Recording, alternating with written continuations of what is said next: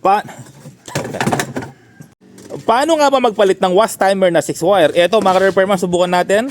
Ayan po, umabalik no. Kapag ganyan po, ibig sabihin sira na. At isa lang ang ikot, ayaw mag-reverse, pahinto-hinto, wash timer ang problema. Ngayon, papalitan po natin. Panoorin nyo to para may idea kayo no. So kahit babae po kayo, ay alam nyo pong gawin. Bakit nga ba ito tinuturo? Kasi gusto ko, wala na magpagawa sa akin. Okay, gusto ko lahat matuto po kayo. Okay, dami nabibili sa online no, ng wash timer na napakamurang halaga. Okay? So ito po ay meron siyang selector or drain selector. Yung drain selector na po ay hindi na natin isasama to no. Kahit wala na po ito, okay lang. Okay, gagawin natin ito yung 6 wire. Naubusan ako ng 3 wire eh.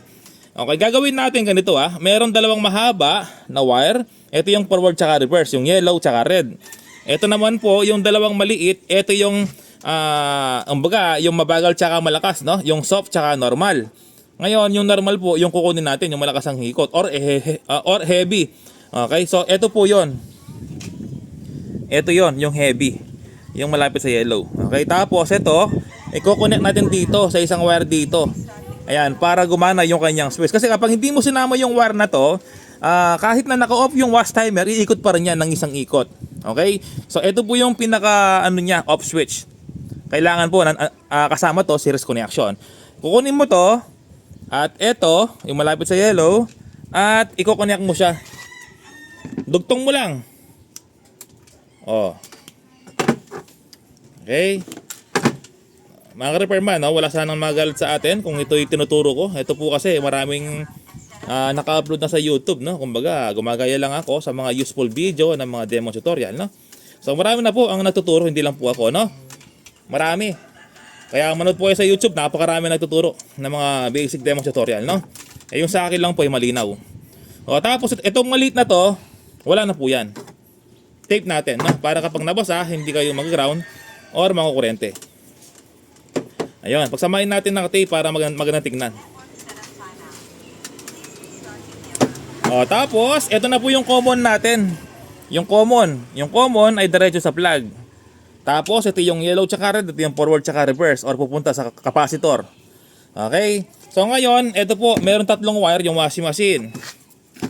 Ito po yung tatlong wire, no? Lahat ng manual washing machine ay lahat tatlong wire lang po yung lumabas, no? So ito po yung tatlong wire na yan. Kaya naging 6 wire kasi po nag-connect pa dito, no? Okay, para hindi kayo malito, ito po gagawin natin. Nasaan ba yung common? Yung common, ito po yung common. Paano mo nalaman na common to? Basta't meron kayong nakitang dalawang wire na magkasama, yung isa common. Ito po siya. Okay, yung nagpunta sa mismong motor.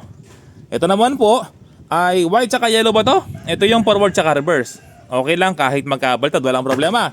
Ngayon i-cut na po natin yung common. Okay, tapos dugtungin natin yung common. Ito po yung common mga repairman, no? Ayan, yung dalawang wire na magkasama pero yung isa common po yan. Okay, hindi po isda yung common. Yung sinasabi ko po, yung common ng wire ng wash timer natin. O ngayon, i-tape ko muna ng temporary para masubukan na po natin, no? Ayan, pati yung may-ari na nanonood sa atin para kapag nasira, siya na lang magpapalit. Okay, cut mo to, ito yung forward tsaka reverse, no? Okay lang, kahit magkabaltad, walang problema. Yung ating forward tsaka reverse. Ito naman po, yung ating wash timer na ipapalit na bago, ito yung forward tsaka reverse. I-cut ko para maging bago yung wire. O tapos idugtong po natin yan, no? Dugtong natin. Ito yung nagpunta sa motor. Ito po yung sa wash timer. Ulitin ko lang, kahit magkabaltad, walang problema. Okay, kahit yung yellow mapunta sa red, walang problema. O, di ba? Ayan po, O, ganyan kadali. O ngayon mga ka-repairman, hindi ko nalalagyan ng tape. Subukan na po natin, no? Ayan, okay na po yan. Ito na, subukan na natin. Plug ko sa outlet.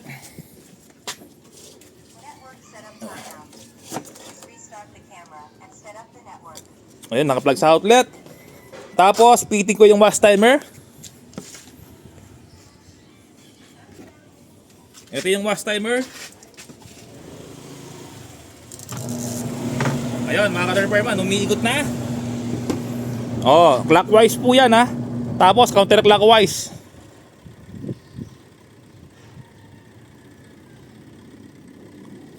Oh.